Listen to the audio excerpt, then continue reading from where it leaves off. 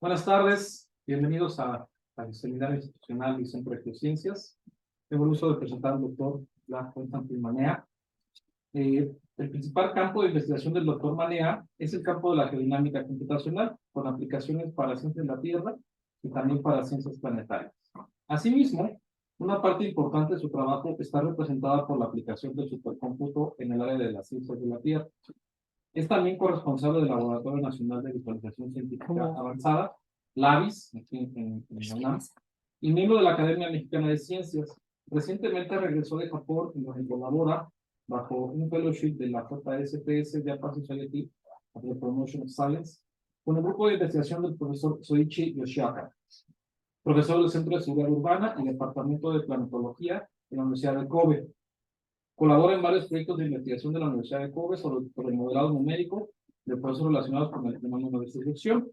En esta ocasión nos va a dar la plática titulada Circulación hidrotermal en montes submarinos y zonas de fractura oceánica. Efectos sobre la zona de solución en Japón y México.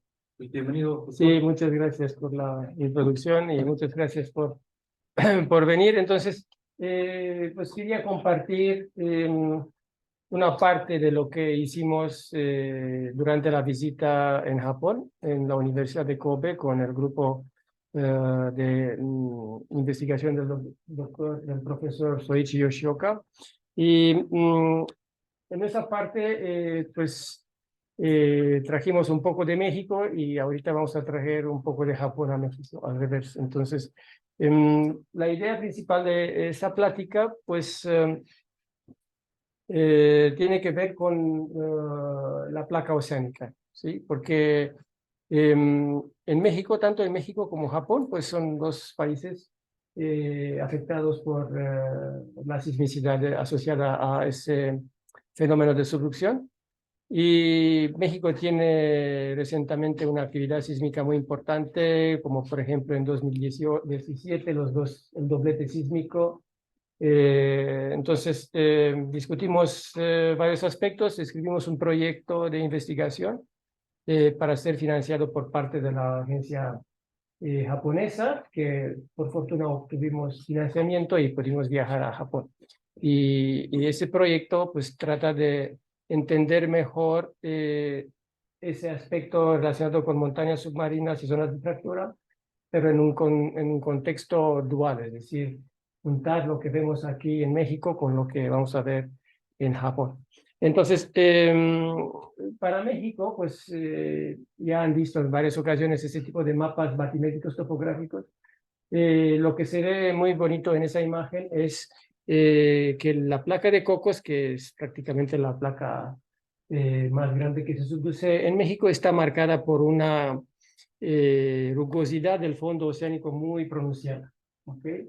Y sobre todo es en esa parte al norte de Tehuantepec, ¿sí? En esa parte de México. La placa de Cocos tiene una rugosidad muy importante. Esa rugosidad que se ve en esa imagen se debe al relieve del fondo oceánico que se forma una vez que la placa nace alrededor de la dorsal del Pacífico Oriental, en esa parte. Si nos acercamos, por ejemplo, para ver más de cerca el fondo oceánico de la placa de Cocos, vimos que esa rugosidad se caracteriza por la presencia de montañas submarinas, que son aparatos volcánicos que se forman en la cercanía de la dorsal, probablemente por un exceso de magma o algo así. No se sabe muy bien cuál es el mecanismo de formación de esas montañas, pero son importantes, da esa rugosidad y vienen a veces, como puede venir, en cadena, es decir, que hay una cadena de varios cientos de kilómetros de esas montañas. Si nos acercamos aún más para ver qué tan grande, a ver, dime. No más para el contexto, ¿ese es anómalo o Depende. con otras placas oceánicas? Sí, anómalo. Sí. Es buena pregunta. Si lo vamos a ver al final, por ejemplo, vamos a comparar con una situación similar en Japón. En Japón tiene dos zonas de subducción, una con Pacífico, otra con la placa de Filipinas, que es semejante con la placa de Cocos en como edad, como 15 millones de años. Y si vamos a comparar a ver cuál es es anómalo y diferente. pero sí es anómalo, sí, bastante anómalo. Entonces, esas montañas submarinas se forman bajo el agua, entonces tienen un relieve un poco distinto de una montaña, de un volcán que se forma en el continente, porque tienes una columna de agua. Y normalmente tiene esa parte superficial que está aplastada, aquí se puede ver el cráter, pero no son pequeños. Por ejemplo, aquí en esas imágenes son los perfiles que hicimos para ver más de cerca. Entonces, el diámetro de uno de esos aparatos en promedio tiene como, no sé, 20, 30 kilómetros de diámetro. Y en altura, la escala en su uniforme, en altura como puede ser 1.5 kilómetros. Hay también pequeños, pero puede llegar a 1,5 kilómetros. Entonces, son bastante amplios. ¿Okay? Una vez que se forman cerca de la dorsal, esas montañas submarinas, la actividad volcánica cesa y prácticamente empieza a moverse con la placa de Cocos hacia la trinchera, como pueden ver aquí en esas regiones. B1 y B2 los marcamos, son un poco diferentes, pero ellos vienen en cadenas muy largas, que a veces abarcan cientos y cientos de kilómetros, y impacta con la zona de subducción, es decir, con la trinchera mexicana, por ejemplo, mesoamericana. ¿Sí? Por ejemplo, aquí más de cerca. Esa es una imagen, ahí, esta imagen es cerca de Acapulco, donde existe la conocida brecha sísmica de Guerrero, que es un lugar donde se ha invertido mucho dinero para entender lo que está pasando y resultó no mucho. De un punto de vista, ¿sí? No sabemos por qué es esa brecha. De hecho, es esa plática que tenemos. Y vimos esas cadenitas de volcanes, ¿no? Que tienen, por ejemplo, uno de los tres, son esos tres de aquí, y tiene como una altura de 3, tiene como 1 kilómetro y algo, ¿ok? Entonces, hay lugares a lo largo de la trinchera mexicana donde esa rugosidad es más abundante o un poco menos abundante. Aquí, enfrente de la brecha de Guerrero, es menos abundante, pero si vamos a Oaxaca, por ejemplo, aquí es muy abundante. Hay prácticamente 1, 2, 3, 4, 5, 6 cadenas de montañas submarinas que impactan con la trinchera, y nosotros pensamos que esa rugosidad prácticamente ofrece a la trinchera mexicana el carácter erosivo. Es una trinchera erosiva, es decir, que la distancia entre la trinchera y la costa es una de las más cortas en el mundo, porque realmente la placa subducida está erosionando el continente. ¿Okay?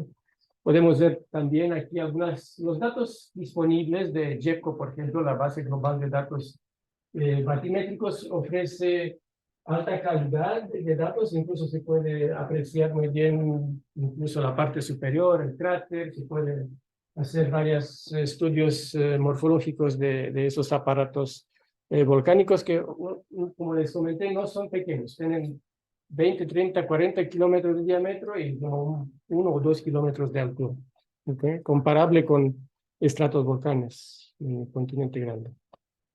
Y lo que es importante es, como pueden ver acá, esos aparatos volcánicos se acercan a la trinchera y entran en subducción, ¿ok? Y aparentemente entran en subducción, como vamos a ver más adelante, mantiene su integridad morfológica, es decir, que no se destruyen. ¿Sí?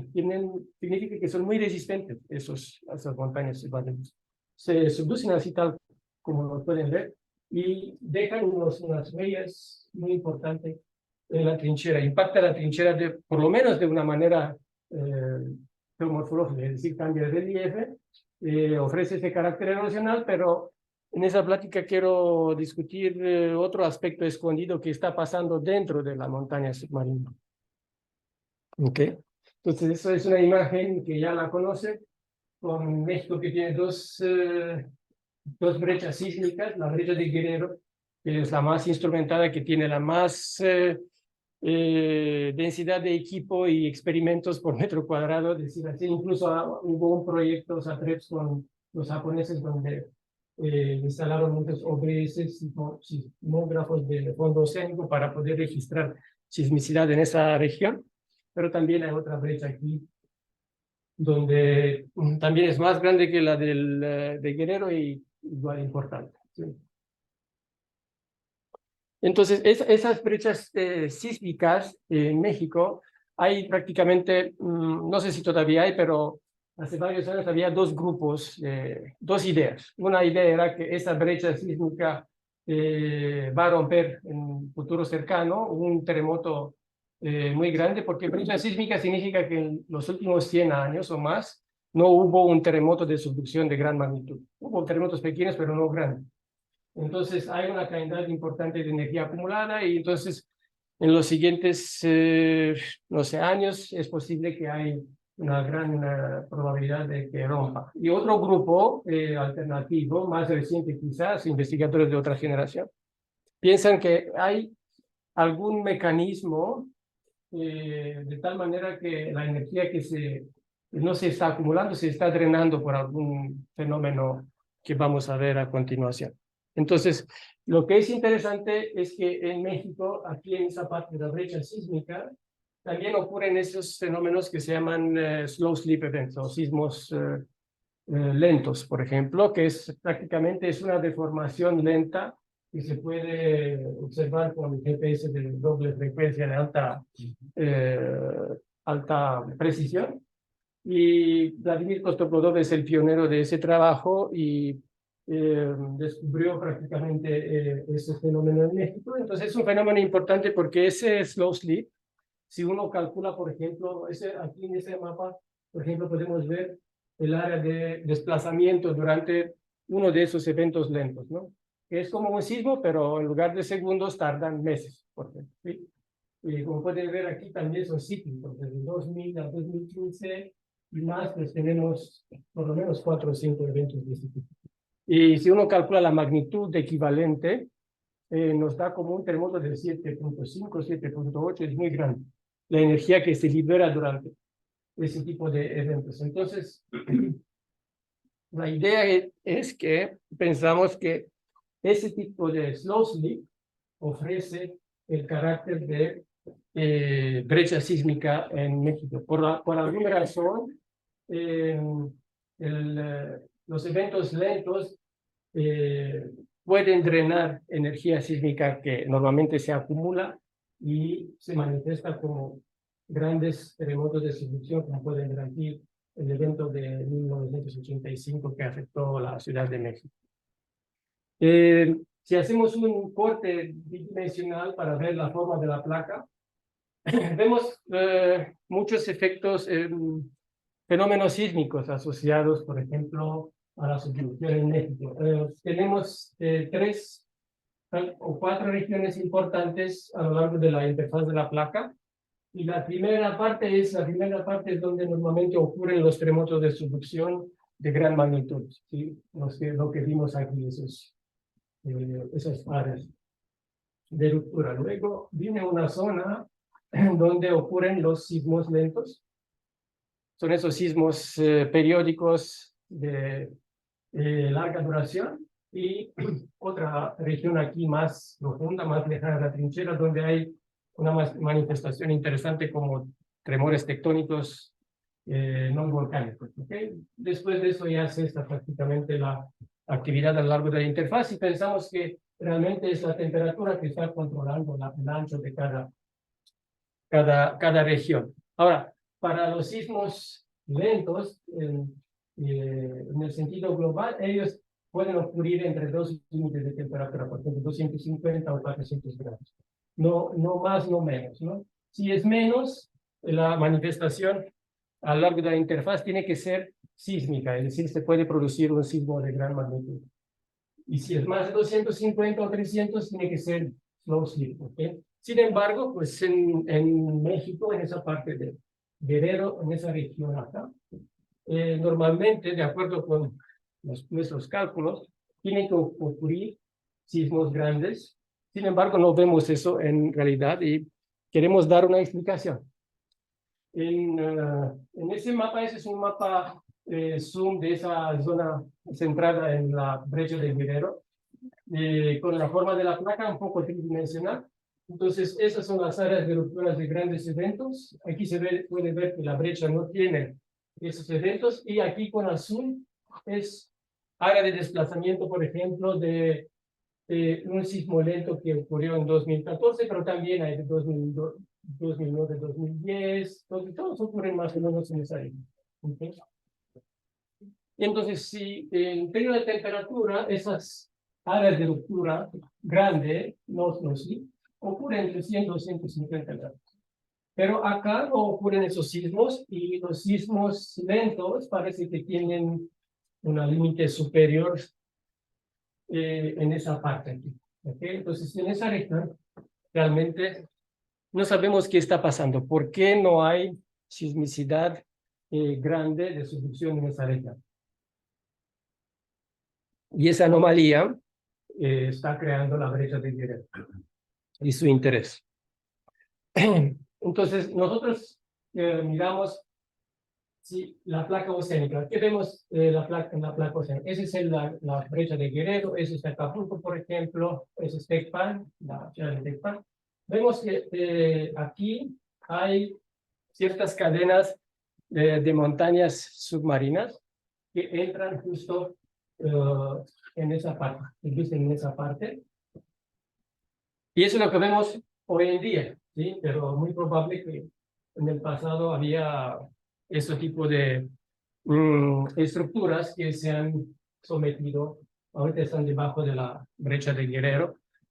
Y eso lo podemos ver un poco más cerca si nos fijamos en el margen continental de la trinchera, donde vemos que tiene una deformación muy grande. Cada deformación de esa significa que hubo un evento de subducción de una montaña submarina. ¿Okay? Entonces, seguramente tiene un efecto muy importante esas montañas, que como pueden ver aquí hay uno, ¿sí? Que lleva más de 1 kilómetro y medio de altura y como 15 kilómetros en la base. Entonces, sí son bastante masivos, aunque no se ven desde lejos, pero de cerca sí son elementos volcánicos de gran volumen. Entonces, la hipótesis que tenemos nosotros, la idea es que esas montañas submarinas, que aquí los vemos con azul, dibujados, entran en la parte de la brecha sísmica y por alguna razón favorece la propagación de los sismos lentos también en esta región. Ahora, los sismos lentos son muy difíciles de monitorear en esa parte porque está debajo del agua. ¿Okay? Está debajo del agua y no puedes poner un GPS o un GNSS en el fondo oceánico tan fácil. Entonces, aquí es todo una desconocida, pero eso es lo que pensamos. Y por alguna razón, los sismos lentos se propagan dentro de la brecha y le roba la energía sísmica acumulada, ¿sí? Que normalmente se estancan las placas y rompen sismos grandes cada 30, 40 años, ¿no? Como vimos en las partes laterales, ¿no? ¿Y por qué podría pasar eso? Pues pensamos que pasa eso por la presencia de las montañas submarinas y cómo pueden influir las montañas submarinas esa interfaz. Pensamos que realmente hay estudios, no es nuestra hipótesis, hay estudios donde en Australia, me parece, en Nueva Zelanda, donde muestran que esas montañas submarinas pueden traer una cantidad adicional de fluidos en la zona de subducción y esos fluidos tienen que ser liberados, y cuando se liberan aquí favorece el deslizamiento a lo largo de la interfaz entre la placa oceánica y la placa continental. Entonces, eso es lo que vemos en México, que hay cadenas de montañas submarinas que se subducen, hay deformación del margen continental de la trinchera, que dice que nos indica que sí fue afectada bastante importante por subducción de montañas submarinas en el pasado. Y la idea principal era o es estudiar qué está pasando dentro de esas montañas submarinas, porque ellos tienen que tener algún comportamiento de tal manera que pueden traer esos fluidos adentro. Tienen que tener, como decimos nosotros, una circulación hidrotermal adentro. ¿Okay? Ellos no son activos de punto de vista volcánico, pero mientras están en la placa de Cocos, tienen, como vamos a ver, todavía una actividad hidrotermal muy intensa, es decir, que por ahí pueden circular fluidos, ¿no? Por el gradiente térmico que tienen. Entonces, durante la estancia hicimos un código de elementos finitos para calcular cómo se propagan los fluidos y la temperatura dentro de una montaña submarina, ya que los fluidos pueden propagarse por gradiente de temperatura. Necesitas gradiente de temperatura para poder estudiar eso. Y aquí son algunas ecuaciones que normalmente se usan con general Darcy para flujo y calor acopladas, y aquí una tabla de parámetros que normalmente usamos. Y cabe mencionar que hay en el mundo códigos de ese tipo, desarrollados por grupos muy grandes de investigadores, por ejemplo, los grupos de Kiel o algo así, que trabajan estrictamente en eso, pero nosotros hicimos nuestro propio código que va a ser disponible para la comunidad en línea cuando se va a publicar el trabajo. Y la primera cosa que hicimos con ese código de elementos finitos, hicimos unas pruebas para ver si nuestro código funciona bien en comparación con resultados publicados previamente en algunos modelos de caja, vamos a decir, sencillos, ¿sí? Donde tenemos un dominio de cálculo que puede ser un pedazo de corteza oceánica, y aquí tenemos una fuente de calor en la parte inferior y superficie libre en superficie, ¿no? Entonces se puede propagar el calor y el flujo dependiendo de la forma de la fuente de calor. Tenemos una fuente tipo escalón o una fuente de tipo gaussiana, en fin, varios tipos de fuentes, y esos son los resultados que obtuvimos nosotros. Aquí podemos ver que nuestros resultados son con línea continua en términos de presión y temperatura, y con línea puntera a otros estudios publicados, como pueden ver en la leyenda, en los años pasados. Entonces, nuestro código pues se acerca mucho de los resultados que fueron publicados, entonces sí se puede utilizar bien para estudiar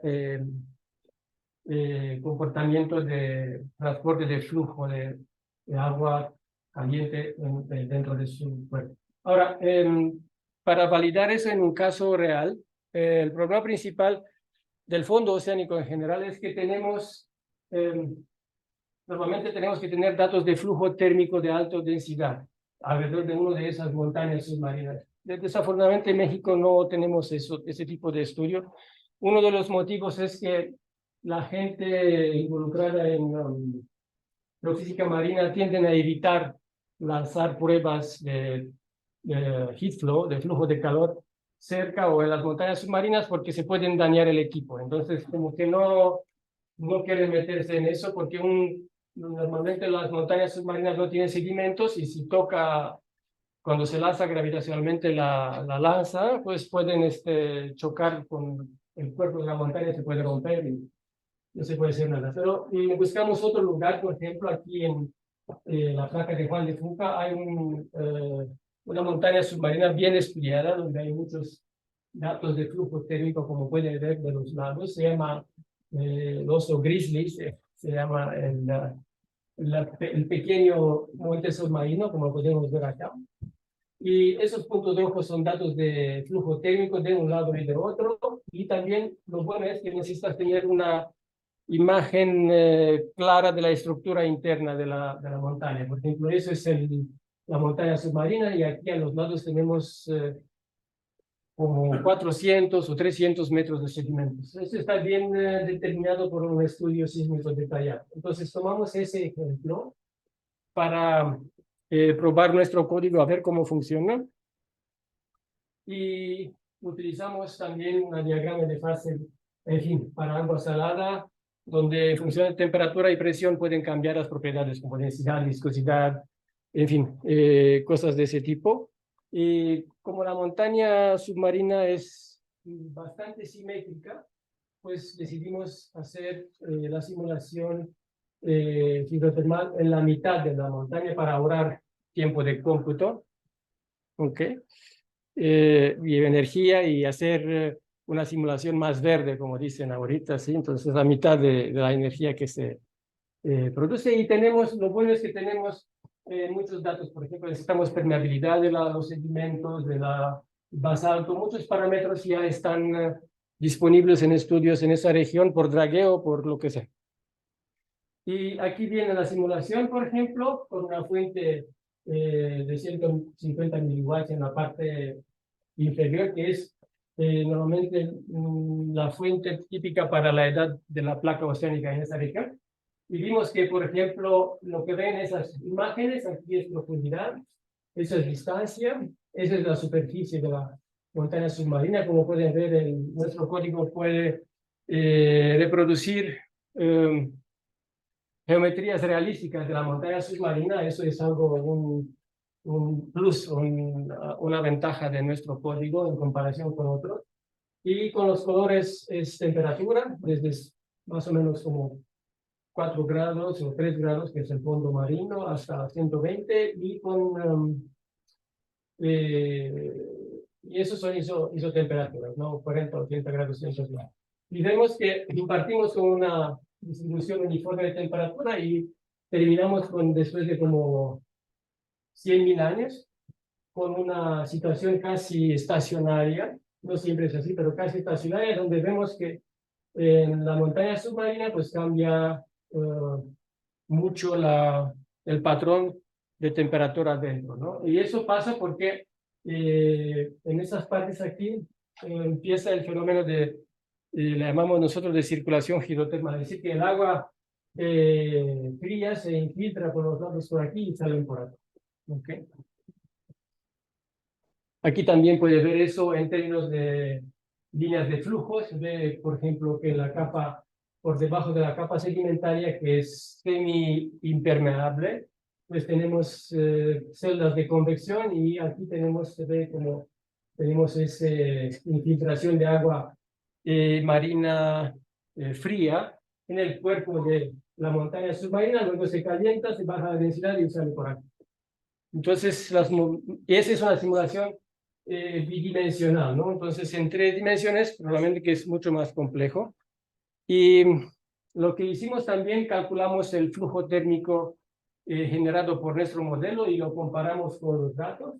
Con azul y rojo son los datos, con negro es nuestro modelo y se ve que tenemos un bastante buen ajuste y el fenómeno es este que les comenté, ¿no? Tenemos infiltración por los lados y luego en la mitad de la montaña submarina parece que sale agua caliente, que no es poco, pues puede llegar a 80, 100 grados, entonces está bastante. Entonces esto significa que esas montañas submarinas no son tan inertos como pensamos nosotros, es decir, que no tienen nada más un efecto mecánico en la zona de subducción, sino que también tiene cierta vida adentro porque puede modificar el patrón de temperatura en la zona de subducción. ¿Ok? Y entonces, si nos enfocamos en la brecha de Guerrero, así vimos que hay ciertas cadenas de montañas submarinas que entran. Y aquí en ese mapa es donde hicimos una, vamos a decir, recompilación de los datos disponibles de flujo térmico en continente, pero en la placa oceánica es más importante. No hay muchos, como pueden ver, dependiendo de los experimentos, ya que es muy caro hacer todo eso, cuesta mucho.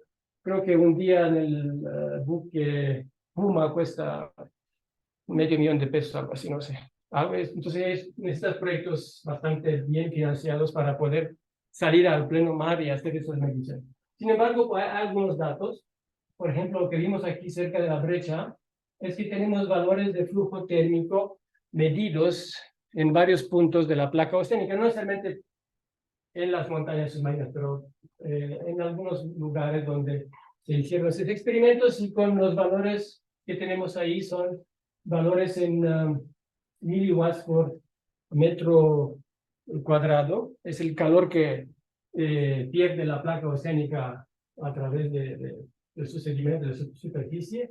Y con rojo pusimos donde son valores muy anormales, son muy grandes. Normalmente los valores son alrededor de este rango, o un poco más altos. La idea principal es que vemos una variabilidad muy alta de los datos de flujo térmico. ¿Okay?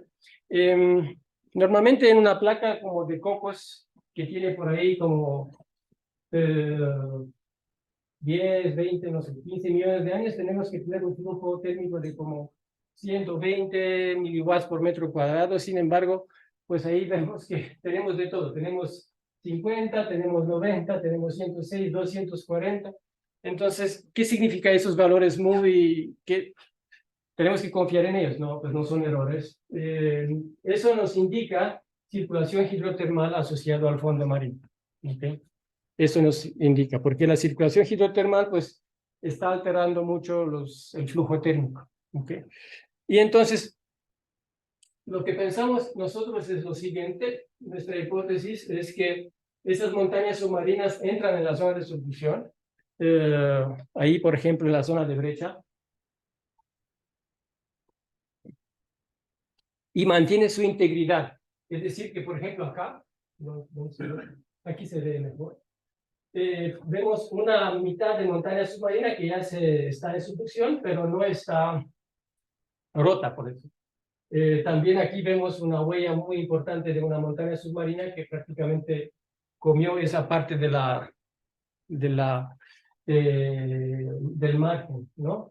Continental. Entonces, esas montañas submarinas parece que son edificios muy resistentes desde el punto de vista mecánico, tiene su integridad, entra en la subducción y, como vimos nosotros en esas simulaciones, trae consigo la circulación hidrotermal, es decir, que trae consigo una distribución de temperatura muy variable, ¿ok? Entonces, eso es lo que pensamos nosotros que pasa por lo menos en la brecha de Guerrero, es que esas montañas submarinas, una vez que entran, cambia la distribución de la isoterma, por ejemplo, de 100 grados centígrados, que es el límite superior, de tal manera que, por ejemplo, en la brecha, nos queda una distancia menor entre la isoterma de 100 grados y la de 250 en comparación con los lados, ¿ok?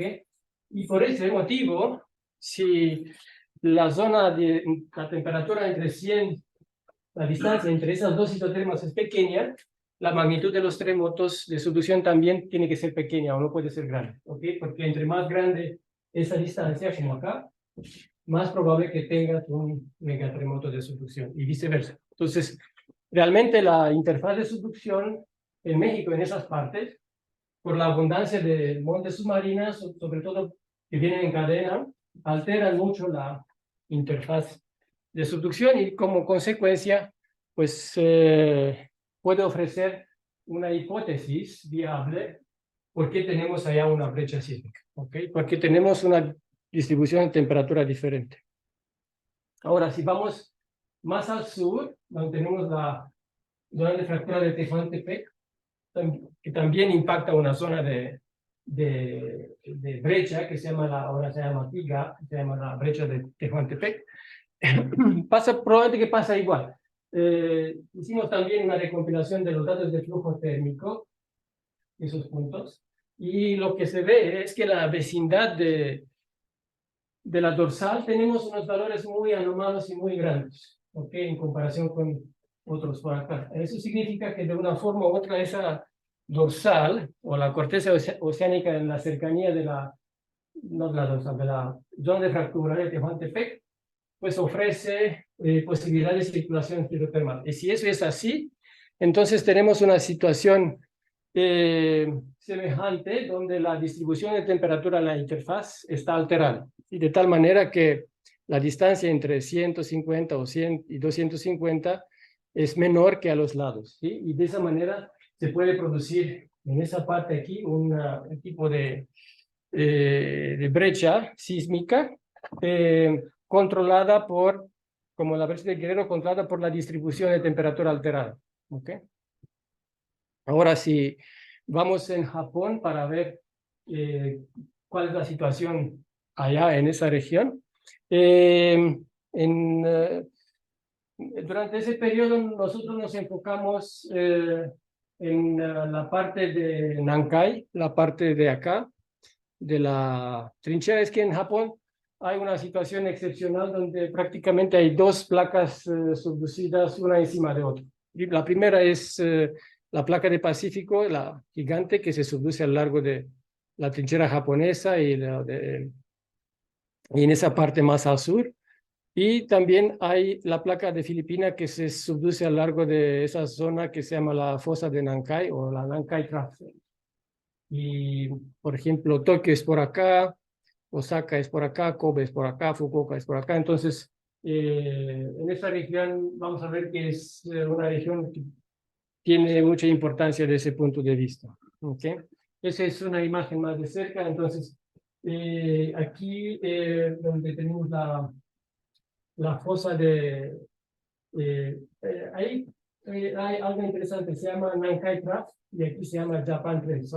¿Por qué no se llama Nankai Trench? Porque, me explican los japoneses, la forma de la trinchera no es tan clara como acá, por ejemplo. ¿Sí? ¿Y eso por qué? Porque en esa fosa o en esa trinchera se acumulan muchos sedimentos y su geometría no es clara como en México o como en esa parte de aquí, sino que es más suave.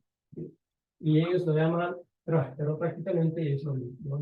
¿Sí? Tenemos una placa de Filipinas que se subduce en esa dirección, más o menos con 6 centímetros por año, me parece, como velocidad, ¿sí?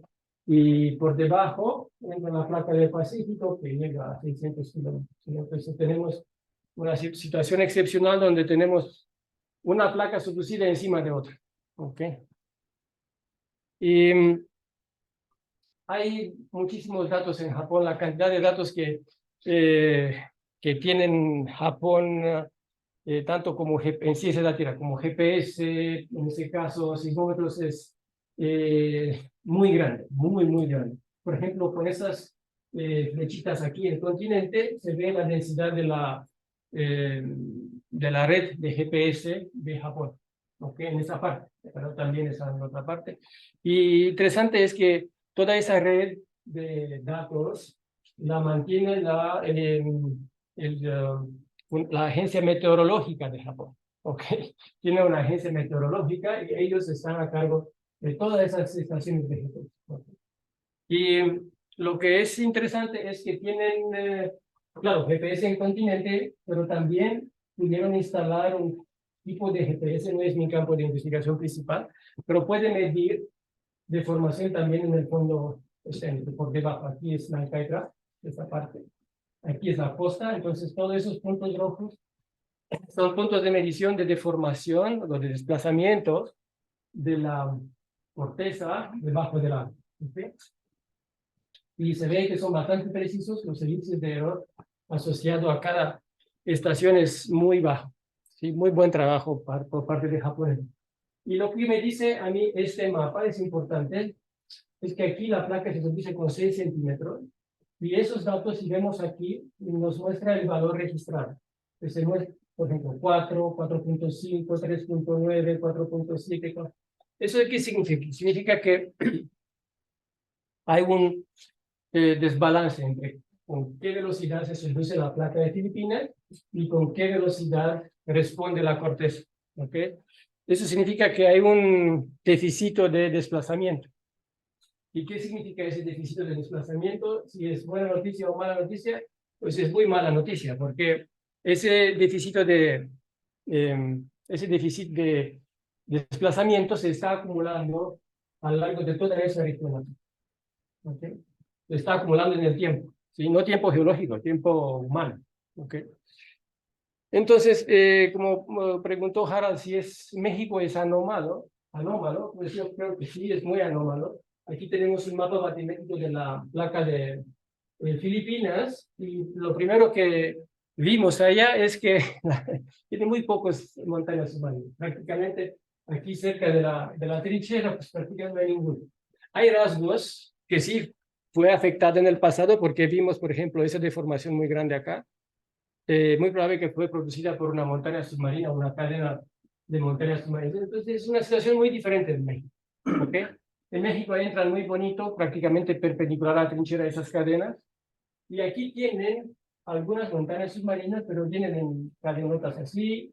Y una diferencia principal es esa y la otra es el tamaño. El tamaño de aquí en la placa filipina son mucho más grandes.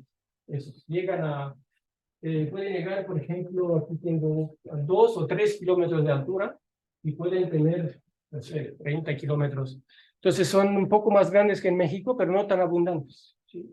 Y aquí en la trinchera no tiene prácticamente ninguno hoy en día. Entonces sí es una diferencia bastante importante, ¿ok? En comparación. Ese es un mapa muy interesante en donde cuantificaron a través de los datos de GPS que vieron acá, ese déficit, ese desbalance de desplazamiento. Y aquí, con esas manchas rosadas, se ve donde tenemos desbalance más grande o más pequeño. Sin embargo, prácticamente hay desbalance por todos lados. ¿Ok? Entonces, se está acumulando esfuerzo por debajo de Japón en esa región. ¿Ok? Y con esas curvas aquí, ese, por ejemplo, es uno de los eventos históricos, 1944 o 1947, me parece, donde hubo sismos muy grandes en Japón, en esa parte. ¿Okay? Y entonces, eso prácticamente, si presentas a una agencia de investigación, como CONACYT, tenías que tener llave abierta de dinero, ¿ok? Porque eso significa que de pronto puede ser 10, 20 años, ¿eh? Ahí habrá un terremoto muy grande de solución, pero muy grande, ¿ok?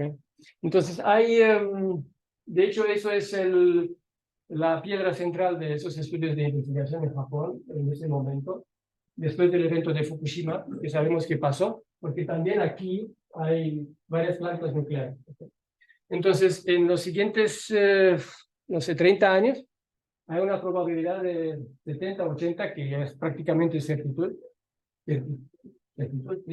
Que habrá un terremoto, mega terremoto de solución. Significa que la magnitud puede ser más que 8 y el área de ruptura puede ser incluso esa es la ciudad de Kobe. Entonces, ese tipo de estudios apuntan a estudiar más de cerca esa margen, ¿sí? Y entonces empezamos a estudiar eso basado, por ejemplo, en una observación interesante de ese estudio. Por ejemplo, aquí, en esa imagen, con esos puntitos azules, es una actividad que en inglés se llama Very Low Frequency Earthquakes. Son unos terremotos de muy baja frecuencia, pero son terremotos que están drenando bastante energía de la interfaz de subducción. Y una zona interesante aquí, que es cerca de la región de Kobe, es este nido acá. Y parece que este nido lo están asociado con la subducción de una montaña submarina en el pasado. Y entonces hicimos algunas, ¿cómo se llama? Algunas simulaciones preliminares. Yo no sé ahorita con el apuntador cómo puedo quitar, ¿tú sabes? Quitar para hacer clic. No sé, a ver, algo así. Eso, listo. Ok. Entonces hicimos una simulación para un hipotético montes submarinos para ver cómo se comporta la temperatura, y aquí se ve la temperatura sobreimpuesta con líneas de flujo, y pues vemos que en realidad sí, la estructura térmica de esos montañas submarinas que entran en subducción, pues sí cambian muchísimo el patrón de temperatura, como pueden ver aquí. Podemos ver acá en esta región a 200 grados o menos. Entonces, lo que queda es investigar qué pasa cuando entra en subducción, que es otro, ¿cómo decir? Otra capa de complejidad numérica que todavía no sabemos cómo hacerla, para investigar una vez que entra en subducción, cómo cambia ese patrón, ya que aquí no es agua, superficie libre, sino que ya tenemos corteza con cierta temperatura. En fin, es work in progress, es trabajo todavía pendiente para entender mejor la dinámica de esa zona de solución, también como en Japón, también como en México. Entonces, aquí los dejo con algunas imágenes antes de decirles gracias. ¿Qué son esas imágenes? Aquí es Kobe, aquí es Osaka, esa es la bahía de Kobe, nosotros estuvimos acá. Y esa es una isla que se llama la isla de Awaji, es una isla en esa región cerca de esa prefectura de Hyogo, que es ahí en Kobe. Y lo que es importante de esa región es aquí en esa parte, entre la isla y el continente, aquí en 1995 hubo ese terremoto de Kobe en enero de 1995 que destruyó prácticamente toda esa ciudad, porque hubo en la mañana y muchas casas viejas de adobe, de madera, colapsaron y las estufas de queroseno hicieron un incendio muy grande. Entonces ahí prácticamente la ciudad de Kobe es una de las ciudades más nuevas del Japón por ese terremoto. Y aquí en esa parte de la isla se puede visitar un museo donde se puede ver, preservaron la parte de la falla que llegó en superficie, como pueden ver aquí. Eso es real, lo que ven aquí en un domo de cristal que pusieron en esa región. Entonces se puede visitar esa parte de la falla que rompió en 1995. Está al lado aquí. Ese es un puente muy bonito, ese es aquí a fondo. Y otra cosa interesante es que yo no sabía eso, es que alrededor de la isla de Awaji hay un fenómeno muy interesante, oceánico en ese caso, donde la marea, porque hay marea, por la atracción de la luna, entra por acá, da la vuelta por acá y llega de otro lado, y en la parte sur de la isla se crea como un desnivel de 2 metros de agua en la mañana y en la tarde, y crea ese fenómeno, esos remolinos, ¿no? Que tiene como 20 metros de diámetro, que se puede visitar muy bonitos en esa parte. Se puede visitar de arriba o con un barco y se llaman Uzumaki. Uzumaki en japonés, y significa espiral, ¿ok? Y también hay pictogramas de esos muy famosos en Japón y se puede visitar. Ese es un fenómeno mareico muy interesante en esta región, afectada tanto por fallas intensas y por ese terremoto, y también por ese tipo de fenómenos únicos prácticamente en el mundo. Pues ahorita ya terminamos. Muchas gracias y espero sus preguntas. Muchas gracias. Bastante interesante. Y hay mucho trabajo todavía. Creo que no se acaba. Me voy a jubilar y creo que... Pero bueno, es interesante. Algo tienes que hacer. Tenemos tiempo para unas preguntas. Claro. No sé si puedes poner un mapa con las flechas mexicanas.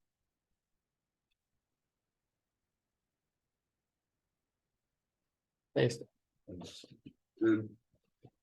Si tú relacionas las brechas con las montañas submarinas, ¿por qué, por ejemplo, entre las dos brechas, donde hay muchas montañas submarinas, no sucede ese fenómeno? Es exactamente lo que hablamos varias veces, porque es obvio que aquí, por ejemplo, la pregunta, la respuesta corta es la siguiente.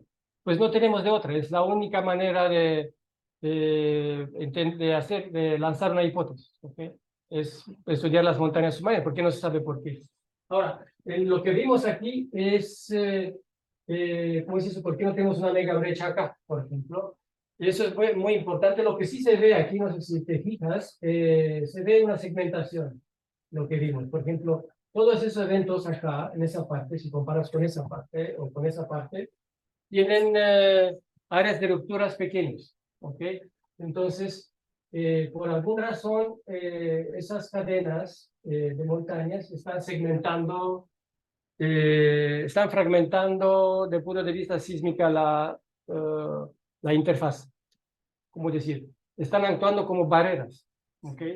Entonces, por ejemplo, ese ocurre y no se propaga más allá. Eso ocurre y no se propaga más. Es posible que está confinado entre dos cadenas de montañas submarinas. Si es así, eso significa que en esa parte las montañas submarinas ofrecen como una barrera mecánica, ¿ok? Entonces, no necesariamente es la temperatura. Lo que pasa en esa parte aquí, donde tenemos 1, 2, 3 o 4 cadenas, Pues puede ser que no son tanto, pero aparentemente, porque si tú puedes sacar esas, 1, 2, 3, 4, pues es bastante semejante como... La idea es por qué aquí pasa, y por qué aquí no pasa esa brecha sísmica. La respuesta corta, no sé. Pero en esta parte de acá, está, hay mucho más ejemplos. Pues también incluye la parte de una supuesta ruptura de 1700. Y otra hipótesis que existe es que en esas zonas existe lo que se llama la ruptura variable de tiempo, el cual en algunas ocasiones se juntan muchas pequeñas separadas en tiempo, y en otra ocasión se puede conectar. Como en Japón, toda la... Sí, como se espera en el CAI, justamente. sí, acá, ¿no? Sí. Pero ¿por qué no es brecha? No sé. La verdad es que no tenemos otra explicación en esa parte. ¿Sí? Entonces, puede ser que, no sé, es discutible. ¿Sí? Entonces hay que ver, por ejemplo, por qué. Lo que vimos, por ejemplo, que esas montañas submarinas tienen un comportamiento individual, pero también un comportamiento conjunto, en el sentido de que ellas, las montañas submarinas, hablan entre ellas. Por ejemplo, si tú tienes una montaña submarina acá y una acá, y una de las dos jala agua por la parte central, la circula por debajo y se sale por la otra. ¿Ok? De tal manera que esa es más fría y esa es más caliente, o al revés. ¿Ok? Y entonces, para hacer todo ese estudio necesitas hacer ese tipo de simulación en 3 dimensiones con todos los parámetros para ver cómo hablan entre ellas esas montañas. ¿Quién controla? Normalmente parece que hay una relación entre el tamaño y quién jala y quién exhala agua caliente. Pero en ese caso aquí son bastante, por ejemplo, hay uno acá y uno, como se crea una red de comunicación a través de la corteza oceánica permeable, un patrón muy complejo. Y eso, pues, no sé, eso es muy complicado hacer. Sí, pero sí es cierto, creo que sí. Juan Martín. Lo que entiendo entonces de esta hipótesis es que este patrón de cambio de el patrón de temperatura de las montañas submarinas están cambiando de tal manera que están reduciendo el nivel de acoplamiento en la placa, por lo cual no ha habido un evento ahí en 100 años. Exacto. Entonces, lo que no entendí entre esa hipótesis era cuál es el efecto, cómo afecta lo de los sismos lentos en esa parte, que parece que estaba relacionando, pero no me quedó muy claro. Pues eso no, a ver, aquí creo que O sea, tenemos... me da la impresión de que realmente no hay ningún efecto. Esta idea de que está jalando, de alguna manera reduciendo. No, el es acoplamiento. que estamos pensando que los sismos lentos se entran acá. Hay sismos lentos en la brecha. Es posible. Sí. No se han identificado. Pues tienes que poner, no sé, como... tienes que tener slow slip en el fondo marino. Entonces está... No sé cómo hacerlo. Porque eso lo hacen en México, por ejemplo. Eso lo sabes porque, por ejemplo, la Acapulco tiene una estación. Y Papanoa también. Pero es una estación de GNSS, GPS doble frecuencia, que mide milímetros por año de error. Entonces, ¿cómo vas a hacer? ¿Cómo vas a tener milímetros de error en el fondo oceánico? No sé. Sí. No tienen slow slip ahí, tienen otros. Sí, pues como los japoneses.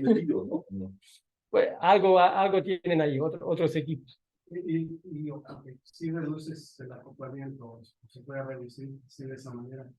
Pero sigue habiendo estos signos con tamaños de 10, es como 15, 20 kilómetros de diámetro, sí, que siguen existiendo como obstrucciones en el proceso de obstrucción. Debe haber entonces eventos pequeños, más pequeños, de ese orden de tamaño de aspereza. Me parece que hubo, aquí sí ves, creo que hubo un evento sísmico de Papanoa, 2014, mira, Ese es el sismo de Papanoa. Sí, Dos mil catorce. 7.4. Exacto, y no quiso entrar en el... Pero las réplicas, si ves las réplicas de Papanoa, me parece que hay muchas réplicas por acá y muy pocas por acá. Entonces hay una separación. Entonces parece que sí hay una barrera. No sé si es mecánica o a lo mejor es termomecánica, lo que pensamos. Y en ese caso, pues, el asunto es complicado, pues tenemos que romper ese puzzle. Entonces, es una idea que tenemos dentro de nada. Ok, pues sí, no sé. Sí, bueno. Sí, pensando eso precisamente que acabas de decir, no, me surgen dos preguntas. Si estas barreras verdaderamente se van a mantener como tal y no terminan convirtiéndose en las asperezas más adelante, y luego dentro de todo esto, ¿dónde queda la contribución de todos esos sedimentos? Porque hablaste del agua, sin embargo, bueno, pues el sedimento ya ves que funciona como jabón. Entonces, Sí. bueno, no sé si estoy preguntando bien la pregunta, pero es una dinámica que se me hace muy interesante porque estás describiendo algo que está evolucionando y que empieza como una cosa y finalmente después de todo ese desplazamiento que tiene, pues va evolucionando a otra dinámica que no me extraña que genere este movimiento lento. Sin embargo, el hecho de la temperatura, que nunca lo había analizado, parece que es mucho más fuerte que en otros lugares. Sí, el sedimento en México no hay mucho, así, por ejemplo, en esa región aquí creo que hay como, la capa de sedimentos en la placa de Cocos es poco, como 180 metros, algo así, no es mucho para una zona de subducción, de los cuales creo que también una parte se está acrecionando. Entonces, creo que sí, no me acuerdo, creo que Marina hizo un estudio en su tesis de doctorado,